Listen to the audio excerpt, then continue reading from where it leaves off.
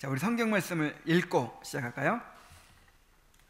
로마서 8장 5절부터 6절까지의 말씀입니다.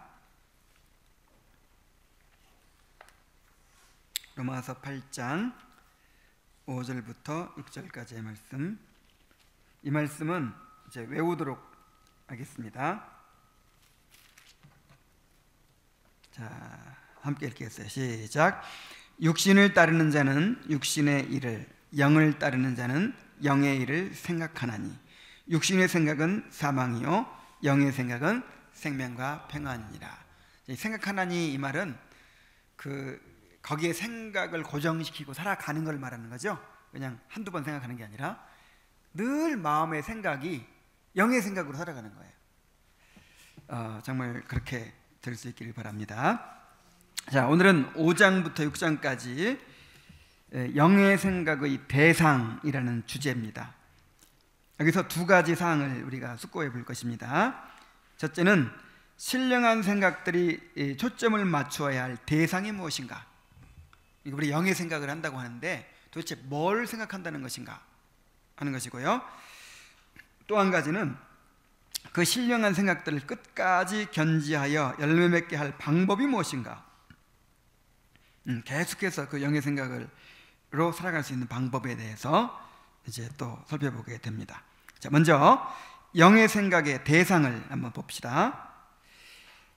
영의 생각의 대상은 이제 7장에도 나오고 8장에도 나와요. 계속해서 여기서는 그런데 크게 두 가지만 얘기하는 것 같아요. 우리가 이 땅에서 당하는 고난과 시험이 있을 때 어떻게 영의 생각을 할 것인가 하는 거하고, 그 다음에 또 우리가 장차 이루어질 영광에 대해 생각하는 거하고, 그러니까 이 땅에서 고난과 시험에 대해서 생각하는 거하고 장차 이루어질 영광에 대해 생각하는 거, 이 두 가지를 크게 초점을 맞춰서 얘기를 한 것 같아요. 자, 먼저 우리가 당하는 고난에 대해서 얘기합니다. 그러니까 영의 생각을 언제 해야 돼요? 고난당할 때. 고난당할 때 그때 영의 생각을 해야 된다는 거예요.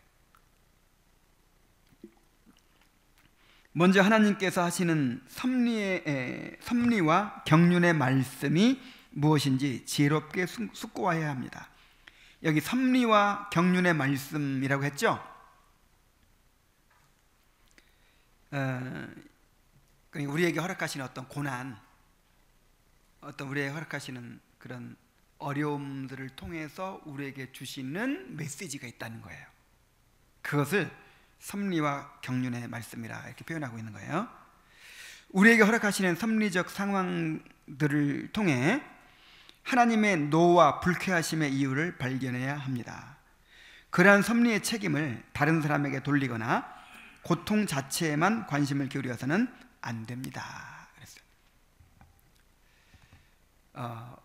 우리가 병이 든다든지 어떤 사고를 만난다든지 어떤 큰 불행을 당했을 때 우리에게 직접적인 것이 아니라 하더라도, 예를 들어서 어떤 국가적으로 재난을 만났을 때, 전쟁이 일어났을 때, 어떤 국가적인 큰 그런 시련이 닥쳤을 때, 그럴 때에도 이것이 그냥 우연히 일어난 게 아니라고 우리는 믿어야 돼요. 우리는 하나님의 섭리를 믿는 사람들이죠. 그래서 칼빈은 이 부분에서 철저합니다. 그래서 국가적인 어떤 재난이 있을 때 반드시 우리에게 주시는 메시지가 있다는 거예요. 예를 들어서 세월호 사건 같은 거, 정말 온 국민이 아파하고 정말 힘들어하고 했죠. 그런데 그 사건을 통해서 메시지가 없었겠어요? 저는 그 단원고등학교가 바로 우리 집 뒤에 있잖아요. 바로 날마다 단원고등학교 앞을 지나다녀요. 그래서 저는 너무 큰 충격이었어요. 그게 우리 딸이 또 단원고등학교 다녔잖아요. 1년 차이로 살아난 거야. 만약에 작년에 한 해만 더 늦게 졸업했으면요, 그 배 타고 가는 거예요. 그 작년에 갔어요. 그 전해에 우리 다은이도 뭐 그렇기도 하고 정말 나는 그때 얼마나 큰 충격을 받았나 몰라요. 우리 두 아이들 그때 굉장히 그 전과 후가 달라졌어요. 그 아이들에 대한 태도가. 그래서 만약에 이 아이들에게 복음을 제대로 심어주지 못하고 아이들이 회심한 것을 내가 분명하게 이렇게 확신하지 못한 상태라면 마음을 이제 못 놓을 수가 없는 거예요. 아무리 뭐 취직을 하고 어디 뭐 결혼을 하고 어디 가서 잘 살아도 절대 마음을 놓을 수가 없는 거예요. 근데 만약에 그 아이들이 회심한 증거가 분명하고 내가 마음을 놓을 수 있다면 뭐 가난하게 살아도 어디 가서 어려움을 겪어도 또 우리가 어떻게 알아요? 세월호처럼 그런 일이 일어날 수 있을지 우리가 어떻게 합니까? 그래서 정말 우리 아이들 에 대한 생각도 달라지고 정말 아마 그 내용 가지고 설교도 여러 번 했을 거예요.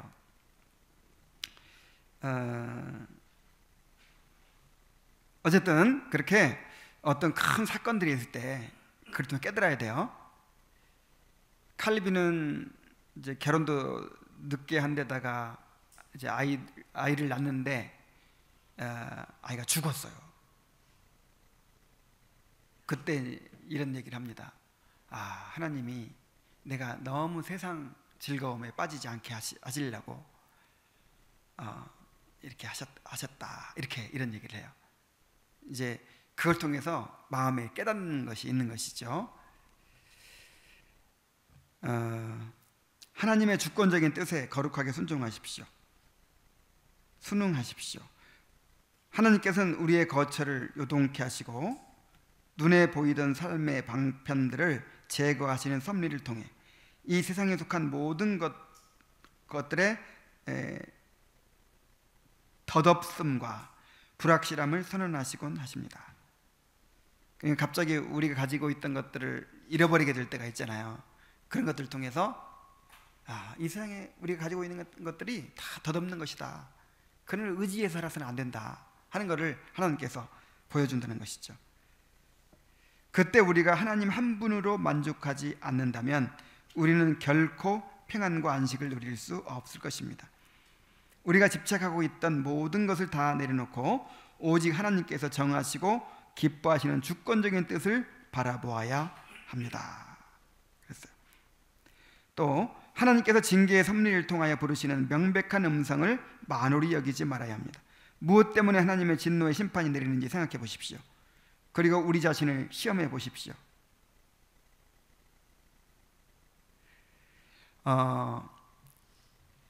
고난이 왜 오죠? 우리에게 절대로 우연히 오는 건 없습니다. 절대로 우연히 오는 건 없어요. 다 이게 하나님의 섭리예요. 때로는 죄 때문에 올 수 있어요. 하나님 우리를 징계하시죠. 징계가 없는 자는 사생자의 참아들이 아니라고 그랬어요. 그래서 그 사랑하신 자를 근실히 징계하느니라 그랬죠. 그래서 죄 때문에 우리가 고통당할 때가 많이 있는 거예요. 그래서 나에게 어떤 죄가 있는지도 또 우리가 살펴야 돼요. 꼭 무슨 죄 하나 지면 매 하나 딱 때리고 이런 차원이 아니고 어떤 경우에는 겉으로 드러난 죄는 크게 없지만 우리를 자극적으로 빚으시기 위해서 또는 죄를 예방하시기 위해서 그렇게 주실 수도 있어요. 바울은 이 자고한 마음을 품을까봐 육체의 가시를 주셨잖아요.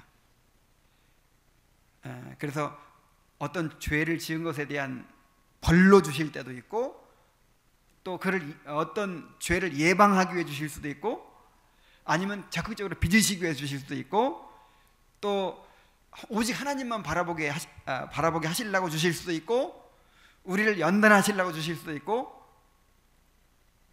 하여간 어떤 섭리란 말이에요. 이게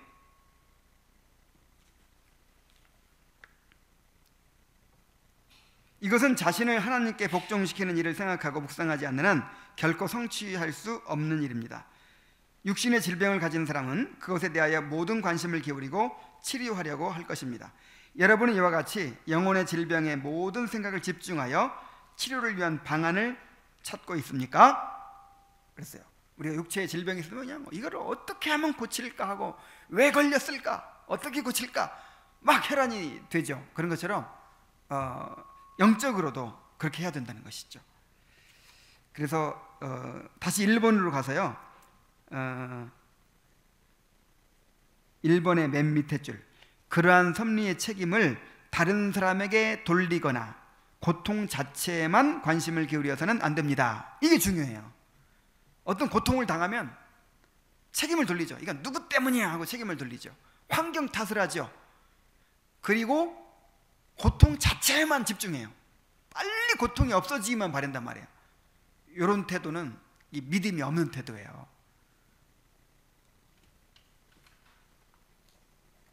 그 상황 속에서 우리가 하나님을 바라봐야죠. 자, 우리가 그래서 고난당할 때 무슨 영의 생각을 해야 돼요. 그 다음에 또 한 가지는 우리가 시험을 당할 때, 여기서 말하는 시험은 이제 죄의 유혹을 말하는 것이죠. 자, 우리가 시험 당할 때도 영의 생각을 해야 돼요. 시험 당할 때 우리가 시험을 받을 때 어떻게 생각을 바르게 할 수 있느냐 하는 것은 결코 쉬운 일이 아닙니다. 왜냐하면 시험이 사람들로 하여금 그 시험의 대상에 대한 생각을 많이 하도록 자극함으로 마음의 모든 정상적인 기능들을 완전히 장악하려고 하기 때문입니다. 이런 일은 우리 안에 있는 정욕을 통해 이루어집니다. 정욕은 사람들의 마음을 세상에 관한 생각들로 가득 채우고 그에 따른 여러 가지의 상상을 만들어냅니다. 그 상상들은 사람들이 마땅한 도리에 마음을 쓰지 못하도록 하고 그 마음을 죄로 기울어지게 합니다. 사람들로 하여금 죄악의 즐거움을 부단하게 묵상하도록 하는 것입니다.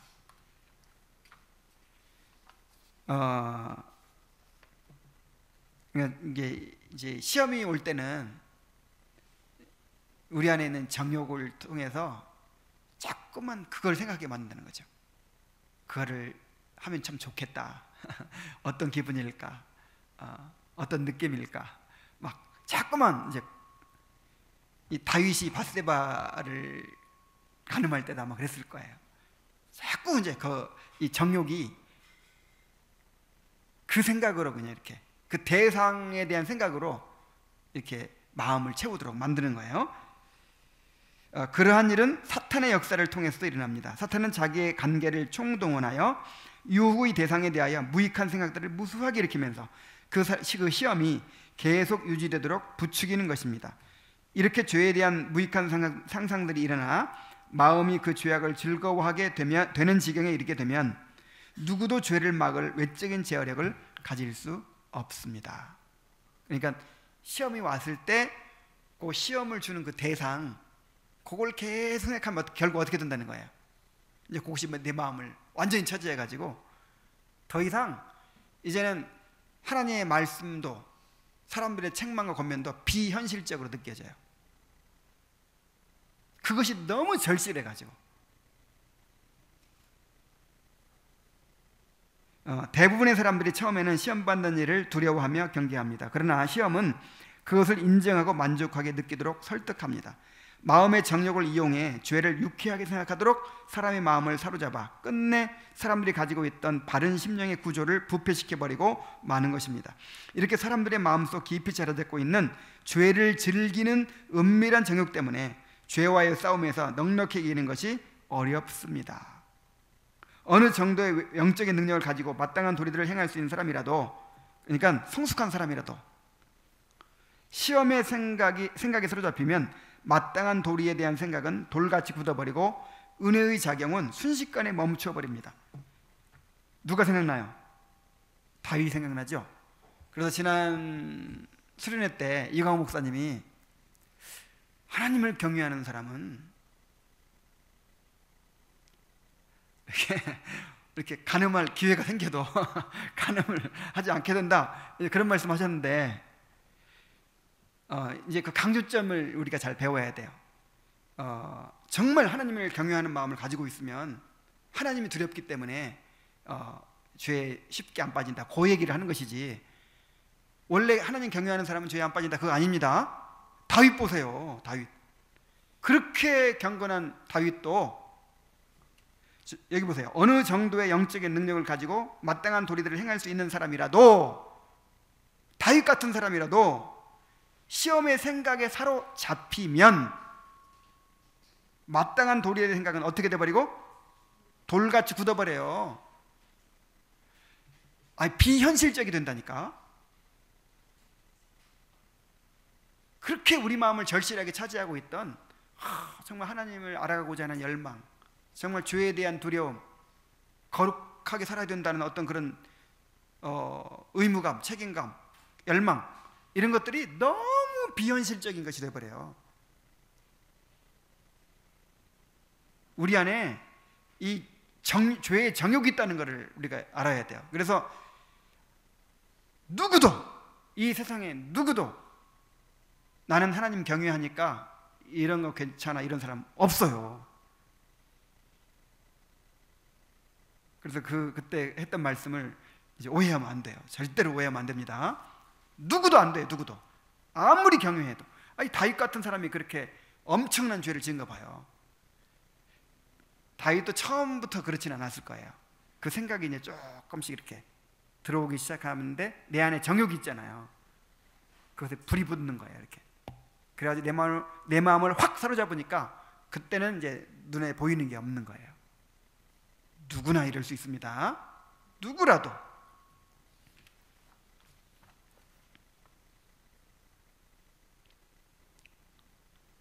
지금 어떤 시험과 씨름하고 있다면 시험의 대상 자체의 생각을 집중하지 말고 자신이 빠져들어가는 함정과 처하게 된 위험을 벗어날 방도에 대해서 생각을 집중해야 합니다. 자신을 시험에서 능히 도우실 수 있는 분을 의지하십시오. 시험 당하는 자들이 그 시험에서 벗어날 수 있는 오직 유일한 길은 그리스도에게 있습니다. 그러니까 지금 시험 당할 때 영의 생각을 한다는 건 뭐예요? 생각을 빨리 바꿔야 돼요. 이제 점점 그 대상을 점점 깊이 생각하면 이제 못 빠져나와. 그러니까 그 대상을 생각하지 말고 이것이 어떻게 지금 이 시험이 나에게 오게 되었는지, 그리고 이 시험에 내가 빠졌을 때 그 무서운 결과가 어떤 것이 될지, 그리고 여기서 내가 빠져나갈 수 있는 방법이 어떤 것인지, 거기에 생각을 이렇게 돌려야 되겠죠.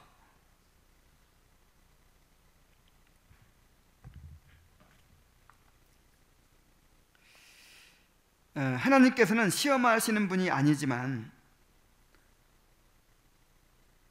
지금 여기서는, 자, 시험은 원래 두 가지죠. 시험은 고난과 유혹, 이렇게 두 가지로 나눌 수 있어요. 이 고난은 주로 하나님께서 주시죠. 우리를 이제 연단하시기 위해서. 유혹은 하나님이 안 주십니다. 마귀가 주는 것이죠. 죄에 빠지게 하는 거니까. 근데 여기서 말하는 지금 시험은 유혹을 말하는 거라고 했죠? 유혹. 그래서 하나님께서는 시험하시는 분이 아니지만, 자, 시험하세요, 안 하세요? 아브라함 시험했잖아요. 그건 하나의 고난이지, 고난. 이렇게 죄를 짓도록 유혹하는 그런 시험은 안 한단 말이에요. 그래서 여기서 유혹을 말하는 거예요. 징계를 위해 시험들을 주장하시는 경우가 있습니다. 그러니까 하나님이 절대로 죄 짓도록 유혹하는 분은 아니지만, 징계일을 위해서, 그 사람을 징계하기 위해서 그런 유혹을 당하도록, 마귀에게 유혹을 당하도록 허락하실 때가 있다, 이 말이에요. 다윗도 그런 경우예요. 다윗도 마음속에 있는 정욕과 부패가 시험과 함께 작용하여 마음의 우세한 세력을 잡기까지 내버려 두시는 것입니다. 다윗 같은 경우예요. 하나님께서 거두셨어요. 은혜를 살짝 거두셨어요. 그래서 다윗이 마음에 있는 정욕과 부패가 이 밖에서 들어온 시험과 함께 작용해가지고 마음의 우세한 세력을 잡도록 내버려 두셨어요. 다윗을. 그때 마음이 굳어진 사람이 아니라면 자기 영혼의 병을 치료하기 위하여 어떤 일이라도 하려고 할 것입니다. 그래서 우리의 마음을 드러내시는 거죠. 다윗이 시편 51편을 쓸 수 있었던 이유가 뭐죠? 그 시험을 겪어봐서. 시편 51편이 어떻게 됩니까?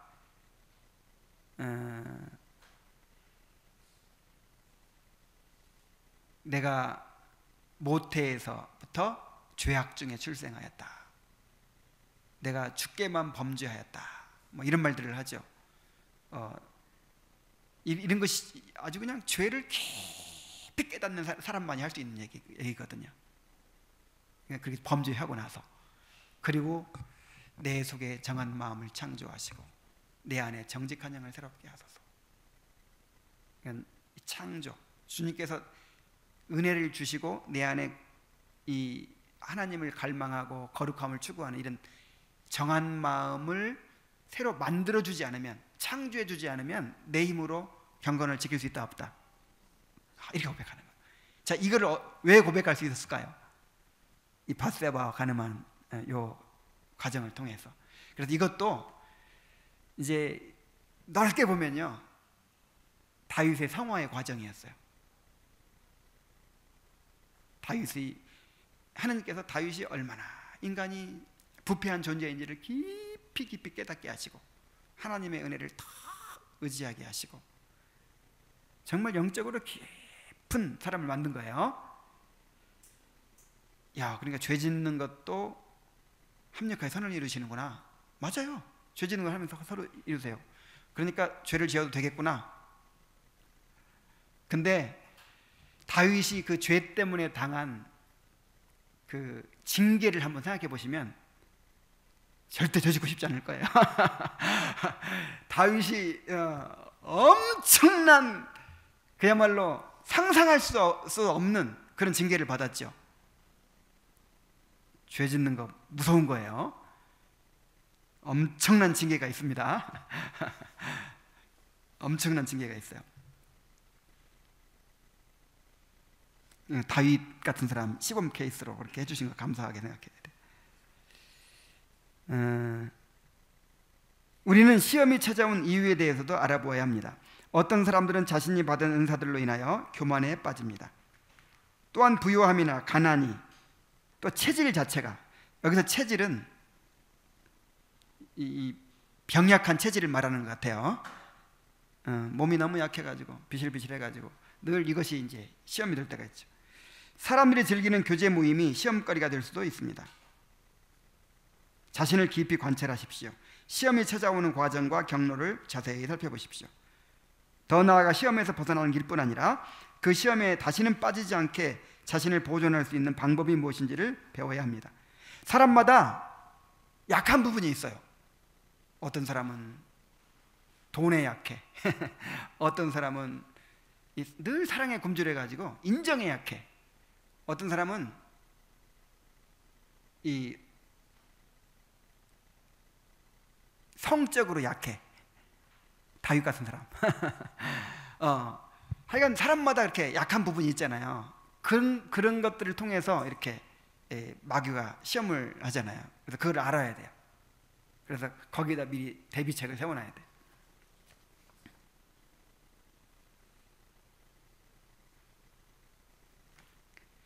자, 그래서 지금까지는 어떤 얘기를 했어요?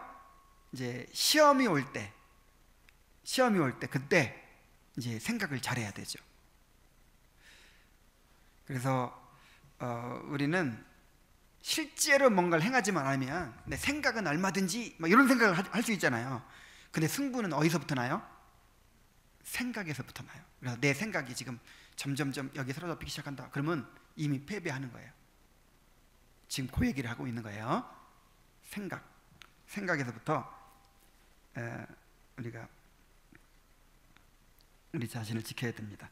그 다음에 이제 영의 생각의 대상 또 뭐가 있냐면 하늘에 있는 영원한 것들에 대하여 생각을 해야 되죠. 하늘에 있는 영원한 것들에 대하여 깊이 생각하십시오. 골로새 3장 1절 3절에 위의 것을 생각하고 땅의 것을 생각하지 말라 그랬죠. 고린도서 4장 16절 18절에 우리가 돌아보는 것은 보이는 것이 아니요 보이지 않는 것이니 보이는 것은 잠깐이요 보이지 않는 것은 영원함이라. 우리가 돌아보는 것은 이게 개정개혁에는 주목하는 것은 이렇게 되어 있던가요? 이렇게 주목하는다는 뜻입니다. 계속 시선을 고정하는 것은 그 뜻이에요. 자, 어디에 시선을 고정하고 살아야 돼요? 보이는 것이 아니라 보이지 않는 것, 그러니까 위의 것이죠. 영적인 것이죠. 우리가 하늘의 영광스러운 일들에 참여하는 오직 유일한 방도는 눈에 보이지 않는 영원한 것들을 묵상하는 것입니다. 설령 지금 당장 하늘의 영광을 온전히 이해하지 못한다 해도 위에 있는 영원한 것들과 하늘에 속한 것들을 생각하려고 부단히 마음을 써야 합니다. 보이지 않는 하늘에 속한 일들을 진지하고 일관성 있게 생각하는 사람은 누구나 하늘에 속한 것들을 이해하며 영적인 것들을 통해 큰 만족을 느낍니다. 자, 보세요. 보이지 않는 하늘에 속한 일들을 진지하고 일관성 있게 생각하는 사람은, 그러니까 어쩌다 한번 생각했다가 잘 정리가 안 되니까 그냥 또 말아버리고, 또 어쩌다 한번 생각했다가 정리가 말아버리고, 이게 아니라 잘 이해가 안 가더라도 진지하게 일관성 있게 계속해서 묵상하는 사람들은 깨달아져요. 점점 이해가 돼요. 그리고 거기서 충만한 만족을 얻게 됩니다. 그게 쉽지는 않지만 훈련해야죠. 설령 지금 당장 하늘의 영광을 온전히 이해하지 못한다 해도 위에 있는 영원한 것들과 하늘에 속한 것들을 생각하려고 부단히 마음을 써야 합니다. 아니, 읽었던 걸 또 읽었네. 자, 2번 밑에 문장. 자, 다음 장입니다. 위에 있는 것들을 생각한다는 것은 믿음을 바르게 행사하고 있다는 것에 증거가 되며, 그렇게 할수록 우리의 믿음은 더욱 성장하게 됩니다. 여러분, 믿음이 뭐예요? 믿음, 보이지 않는 것들의 증거다. 바라는 것들의 실상이요, 보이지 않는 것들의 증거라 그랬죠. 그래서 보이지 않는 것들을 바라보는 게 믿음이에요. 여러분, 믿음이 있습니까? 그러면 보이지 않는 것들을 바라보고 살아야 돼요. 그게 바로 믿음의 증거라고 하잖아요. 근데 보이지 않는 것들은 안 바라봐. 항상 보이는 것들만 바라보고 살아요. 그럼 믿음 있는 거예요, 없는 거예요? 없는 거죠. 믿음을 드러내지 않는 거죠. 그래서 위에 있는 것들을 생각한다는 것은 믿음을 바르게 행사하고 있다는 것에 증거가 되며, 그렇게 할수록 우리의 믿음은 더욱 성장하게 됩니다. 믿음을 발휘하는 거예요. 믿음을 사용하는 거예요. 믿음을 자꾸 사용하니까 믿음이 성장하죠. 강건해지죠. 영원한 것들을 바라보고 생각하는 일을 통해 소망이 더욱 확실해지며 장차 불어닥칠 역경을 맞을 준비를 갖출 수 있습니다. 그래서 영원한 것들을 바라보고 또 보이지 않는 것들을 늘 바라보고 사는 사람들은요, 눈에 보이는 것들이 다 사라져도 든든히 설 수 있겠죠. 그런데 맨날 눈에 보이는 것들만 바라보고 살았던 사람들은 보이는 것들이 무너져 버리면 어떻게 돼요? 믿음도 삶도 그냥 무너져 버리게 되겠죠. 세 번째 문단, 사람들이 지상의 일들의 열정을 쏟는 일과 그 사용하는 방편이 설사 정당한 것이라 해도, 그게 무슨 얘기예요? 직장 일이라든지 공부라든지 이렇게 죄 짓는 게 아니라 해도, 올바른 일을 위해 하는 것이라 해도 그 일 때문에 신앙적인 여러 가지 의무들과 경건과 사랑을 위한 일이 뒷전에 놓이게 된다면 그것은 분명 죄악적인 과도함으로 나간 경우입니다. 너 일을 너무 열심히 하느라고 기도할 시간도 없어. 일을 너무 열심히 하느라고 묵상할 시간도 없어. 그러면 아무리 좋은 일이라도 나는 주님의 일을 하느라고 주님의 일을 너무 열심히 하느라고 기도할 시간이 없어. 그러면 그게 주님의 일이에요 지금? 그래서 그것은 분명 죄악적인 과도함으로 나간 경우라 이렇게 얘기하고 있어요. 어느 누가 어떠한 구실을 된다고 할지라도 그들을 땅에 속한 일들로 마음이 가득 차 있는 사람이라고 말하지 않을 수 없습니다. 우리가 아무리 아닌 척한다 해도 세상에 속한 것들을 더 우세하게 바라보는 사고방식의 세력 아래 살아가고 있다면 우리는 하늘에 있는 것들을 우리 마음에 사모하는 대상으로 삼고 즐거워한다고 말할 수가 없을 것입니다.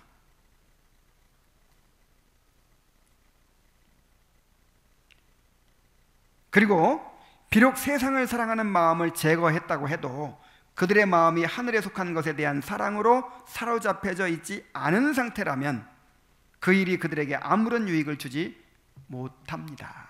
그랬어요. 그래서 세상에 대한 욕심도 버리고 죄도 버리고 했다고 해서 그게 지금 온전한 상태가 아니죠. 하늘에 있는 것들로 위의 것을 생각하는 것으로 마음이 채워질 때만이 가치가 있는 것이죠. 자, 그래서 이제 세 가지 우리 영의 생각의 대상을 얘기했어요. 고난당할 때, 고난 가운데서 그 섭리적 메시지를 우리가 깨달아야 된다. 그 영의 생각을 해야 된다는 거죠. 그 다음에 시험을 당할 때, 시험 가운데서 그 시험의 대상의 마음을 사로잡히게 해서는 안 되고 또 그 가운데서도 이제 영의 생각을 해야 된다. 그리고 하늘에 있는 것들, 보이지 않는 영원한 것들에 대해서 또 바라보고 생각해야 된다 그랬어요. 자, 그렇다면 어떻게 그 일을 실제로 해나갈 수 있을까? 주로 이제 세 번째, 그 하늘에 있는 것과 장래의 영원한 영광에 대한 영광을 바라보고 생각하는 것에 대해서 얘기합니다. 자, 먼저 하늘에 있는 것과 장래의 영광에 대한 바른 개념을 가져야 합니다.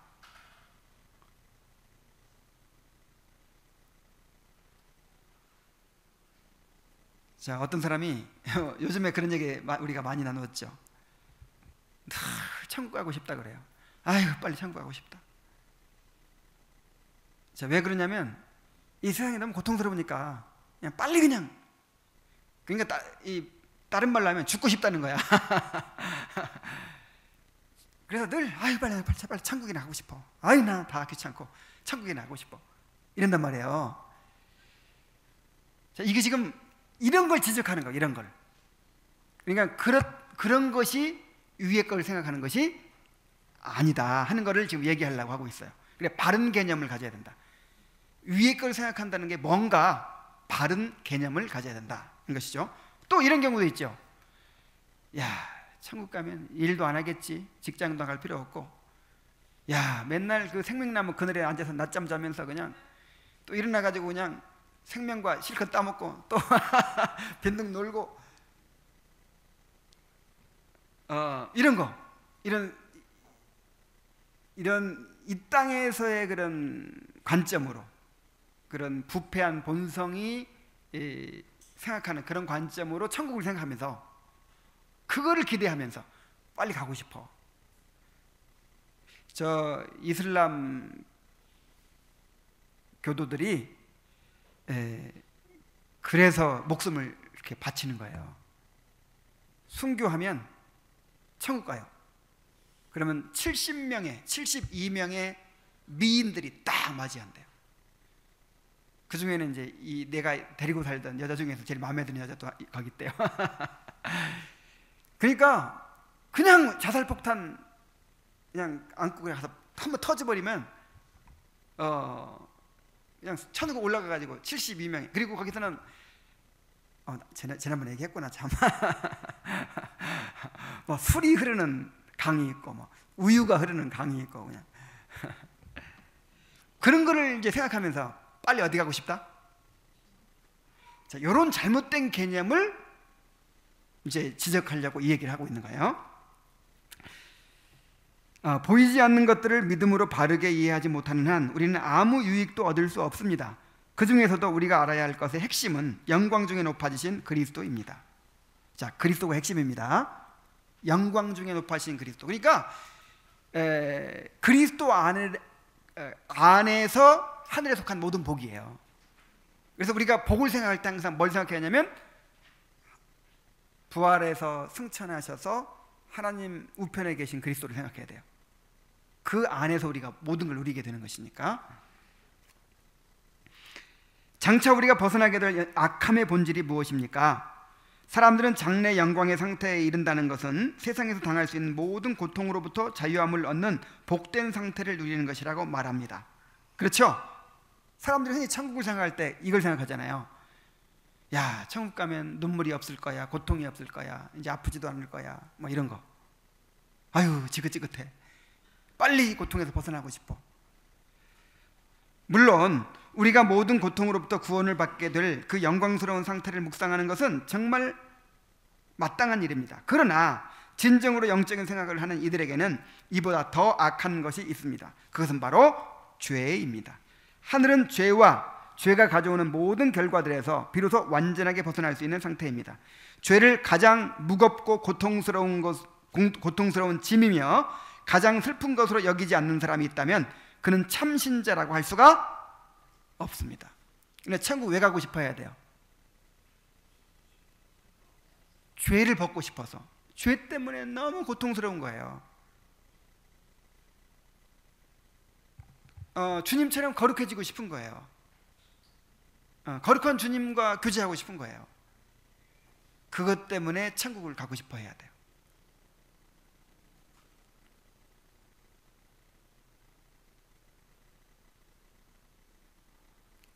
그래서 여러분, 그리스도인은요, 이 관심사가 뭐여야 되냐면 이 땅에서 당하는 고통이나 환난이 아니에요. 죄로 인한 고통이에요. 하나님은 고난을, 이 세상의 환경적인 고난을 통해서 우리의 죄를 이렇게 해결해 가시거든요. 그래서 고난을 오히려 기뻐하는 사람들이 그리스도인들이에요. 자, 무슨 말씀인지 아시겠습니까? 그러니까 자연인은, 인간의 본성은 어떻게든지 고통을 면하고 즐거움을 누리기를 원하죠. 그래서 항상 관심사가 뭐예요? 빨리 고통을 벗어버리고 편해지고 싶다. 어서 편안한 삶 살고 싶고 이거잖아요. 근데 그리스도인은 이것보다 훨씬 더 크게 느끼는 게 있다 이 말이에요. 빨리 죄를 벗어버리고 거룩해지고 싶다.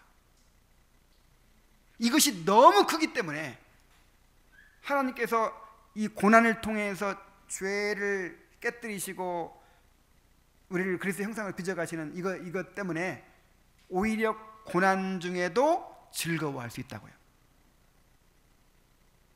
그래서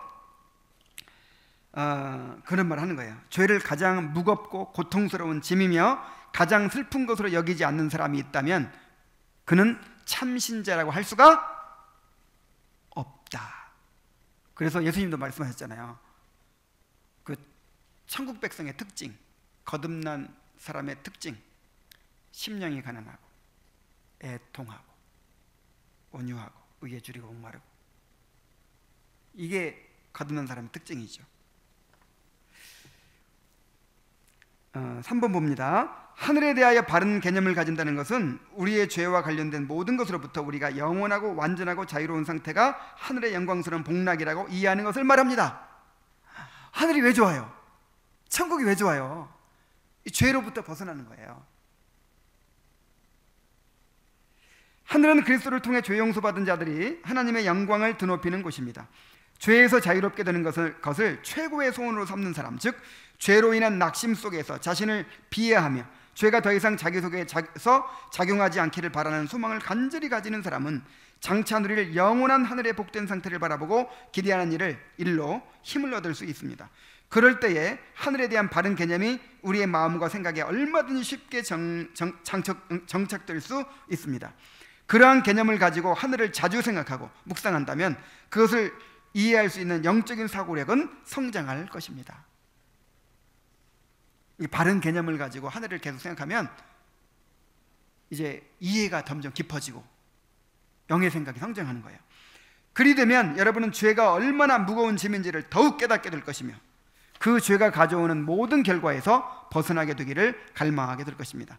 그 상태를 깊이 생각하고 기대하는 것 자체만으로도 여러분은 큰 위로와 힘을 얻게 될 것입니다. 이것이 죄를 또 이기는 비결이 된다는 거예요.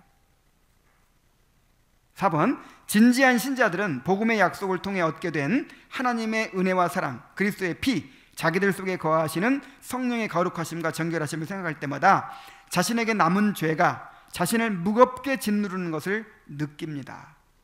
그래서 바울조차도 오호라 나는 곤고한 사람이로다, 이 사망의 몸에서 누가 나를 건져내랴 탄식했잖아요. 이것을 몇 살 때?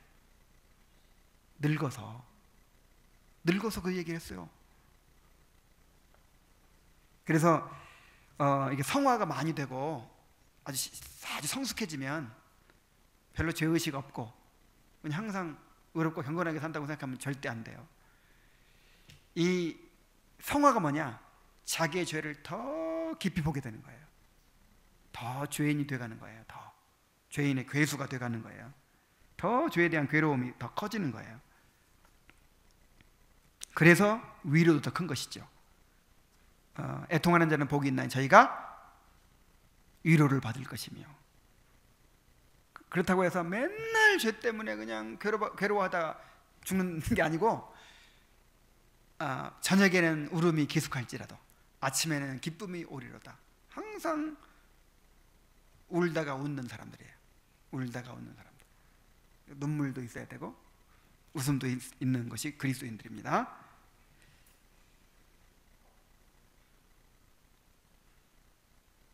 그것이 그들의 마음을 부수고 마음의 고통을 주어 종일 신음하도록 만듭니다. 아주 작은 것이라 해도 하나님께서 미워하시는 것이 여전히 자기들 마음속에 남아있음을 알기 때문입니다. 그들은 장차 누릴 영원한 복된 상태를 사모하고 그것이 주는 위로와 힘으로 이 세상에 사는 동안 죄를 죽이되 뿌리와 가지까지 철저히 제거되기를 소원합니다.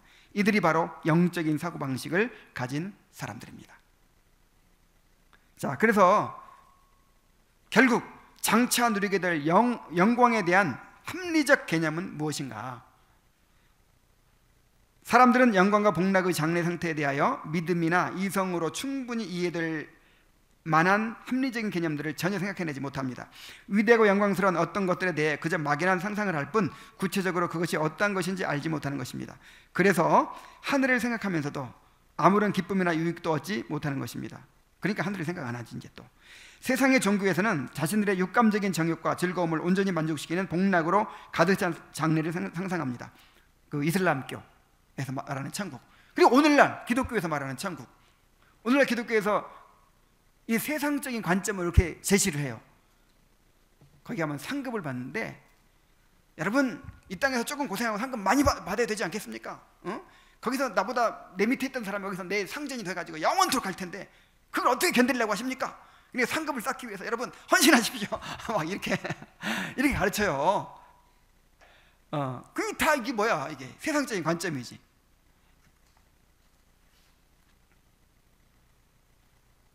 그래서 유익이 안 되는 거예요. 천국 생각이 오히려 해가 돼요. 오히려 그런 식으로 천국 생각을 자꾸 하면요, 어떻게 됩니까? 이 현실에 대해서 자꾸만 도피하게 되고,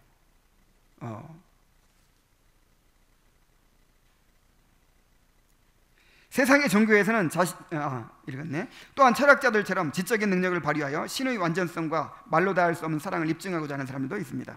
그러나 하나님께서는 하늘과 그 영광에 대한 정확한 개념을 알 수 있도록 성경을 주셨습니다.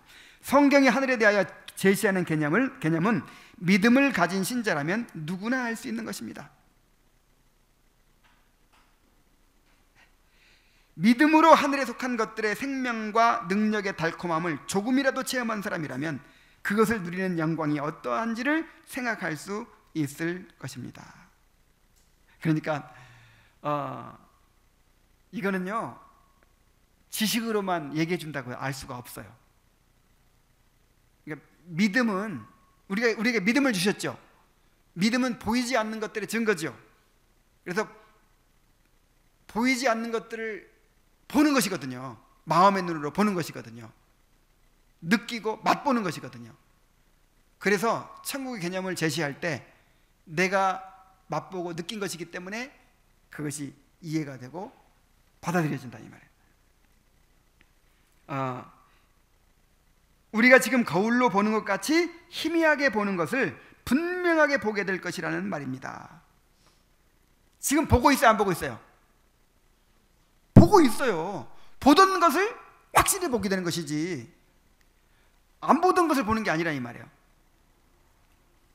지상에서 은혜를 사모하지 않던 이들이 장래에 나타날 영광을 사모할 리 만무합니다. 자기들의 성향에 맞지도 않고 이해할 수도 없는 하늘을 기대할 리는 없기 때문입니다. 그러나 믿음은 복음이 우리를 하늘의 영광으로 인도하는 것을 영혼으로 사모하게 합니다. 그 영광은 그리스도를 통하여 나타난 하나님의 사랑과 지혜와 선하심이 완전히 드러나는 그런 영광일 것입니다. 성령을 통하여 우리에게 주어진 하늘의 실상과 선함에 대한 의식과 체험은 우리의 큰 영적 위안과 기쁨이 될 것입니다. 우리가 가지는 그 위안과 기쁨은 하늘 영광으로 인해 처음 익은 열매와도 같은 것입니다. 그러니까 우리가 맛보던 거를 가서 누리는 것이지. 자, 그게 이렇게 연속성이 있는 거예요. 천국이 이미 왔죠. 천국 백성으로 우리가 살고 있죠. 그러다 그 천국이 완전해지는 것이지 전혀 다른 나라에 가는 게 아니에요. 그리스도 안에 있는 영광으로 하나님께서 당신 자신의 상품을 우리에게 전달하시는 역사가 없다면 그것을 알거나 누릴 수 있는 사람은 없습니다. 거듭나지 않은 사람은 100번 얘기해줘도 모른다 이 말이에요. 하늘에 대하여 많이 생각하십시오. 그러면 여러분은 그리스도 안에 있는 하나님의 지혜와 사랑과 은혜에 대한 온전한 전망과 이해를 가지게 될 것입니다. 그리스도 안에 모든 탁월함이 있습니다. 이 땅에서 우리가 삼아야 할 믿음의 대상이 바로 그것입니다. 아이고, 그렇다면 우리가 누리게 될 영광은 더 정확히 뭐냔 말입니다. 자꾸만 빙빙 돌리고 얘기 안 해주는 것 같죠? 이제 결론을 내립니다. 여러분은 먼저 하늘 영광의 본질 속에는 우리가 이 세상에서 가지고 있던 은혜가 포함된다는 사실을 알아야 합니다. 이게 비밀이에요. 우리가 우리 은혜 받았죠? 그게 완전해지는 거예요.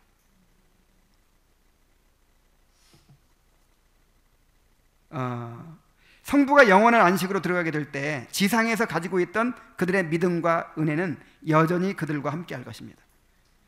이 땅에서 그들이 가지고 있던 작고 미약한 믿음과 은혜는 하늘에서 완전해질 것입니다.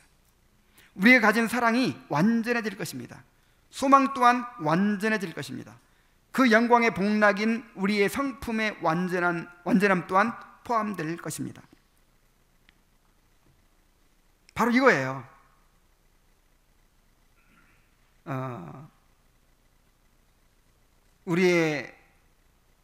우리에게 주어졌던 은혜가 완전해지는 상태. 그러니까 이제 정말 그걸 경험한 사람은 알아듣죠.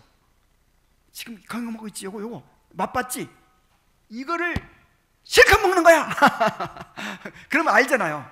오, 그래, 나도 먹고 싶어, 뭐 이렇게 할 거 아니에요. 그게 바로 천국이야. 이렇게. 자, 알아들어집니까? 그래서 이 땅에서 주님의 사랑을 맛봤죠. 그럼 내 안에서도 주님을 향한, 또 이웃을 향한 그런 하나님의 사랑이 조금이라도 있었죠. 그게 완전해진다고 생각해 보세요. 우리의 성품이 완전해진다고 생각해 보세요.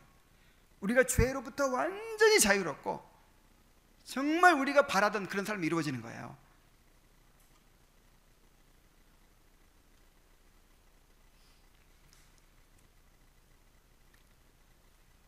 우리 영혼 전체는 완전한 사랑과 즐거움으로 변함없이 하나님을 사모할 것입니다. 우리의 영혼은 완전하신 그분의 성품에 이르게 될 것입니다. 이것이 영의 생각을 가진 사람들이 마땅히 가지고 있어야 할 하늘에 대한 바른 개념입니다. 믿음으로 이러한 개념을 이해하느냐에 대한 문제는 참된 신자들을 분별하는 확실한 방편이 됩니다. 그래서 진짜 구원 받았는지 안 받았는지를 구분하는 방편이 된대요. 이것이 도대체 뭔 얘기인지 모르겠어. 빨리 아는 척 하세요. 좀이라도 나쁜 사람 알 거 아니에요. 그 먹었던 거 있잖아요. 먹었던 거 그거 실컷 먹는 거야 이렇게 하면 알잖아요.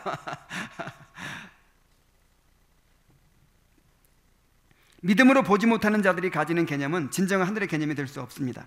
이 세상을 살아가면서 하늘에 속한 것들의 말로 할 수 없는 탁월함과 우월함을 체험해 보지도 못한 사람들이 어떻게 하늘의 영광과 복락에 대해 알 수 있겠습니까? 그래서 이제 마지막으로 우리 자신을 점검하라고 얘기합니다. 여러분이 가진 위의 것들에 대한 생각이 진정한 것인지 살펴보십시오. 모든 사람이 하늘에 가기를 원합니다. 그런데 하늘에 대한 바른 개념을 가지려고 애를 쓰는 사람은 왜 이토록 적은 것입니까? 하늘에 대한 생각을 가지지 않은 사람들은 그저 영적으로 생각하는 외향적인 모습만 보일 뿐입니다. 그들이 입으로 뭐라 고백하든 그들은 세상적이고 육적인 사람들이라고 말입니다. 신실한 신자들은 자기들이 처할 수밖에 없었던 영원한 비참을 깊이 숙고하며 앞으로 받을 영생에 대한 더 큰 감사와 확신을 가집니다. 그 은혜에 대한 감사를 여러분 마음속에 언제나 불릴 듯 일으키십시오. 그래야만 우리가 죄를 미워하고 겸손히 하나님 말로 비며 살아갈 수 있는 것입니다. 영적인 생각들이 여러분의 마음에 정착할 때까지 부단히 애를 쓰십시오. 이 땅에 살고 있는 사람 중 영원한 영광의 무한한 부요를 뚜렷하게 보고 이를 발견해낼 수 있는 사람은 없습니다. 하지만 그럼에도 불구하고 그 영광의 본질과 친숙해지고 알려고 애쓰는 일은 우리 모두에게 주어진 의무입니다. 그러니까 이런 걸 생각하고 묵상하는 게 쉬운 일이라는 거예요? 어려운 일이라는 거예요? 어려운 일이에요. 안 돼요. 그렇지만 이게 의무라는 거예요. 의무.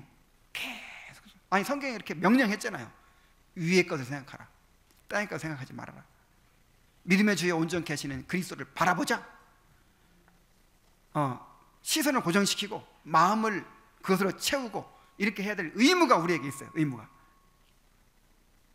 매 시간 여러분의 마음에 영적인 것들로, 영적인 생각들로 가득 차도록 하십시오. 그 일에 낙담과 좌절이 찾아온다면 인내하고 이겨내십시오. 절대로 뒤로 물러서지 마십시오. 그 모든 것을 잃어버리지 않도록 조심하십시오.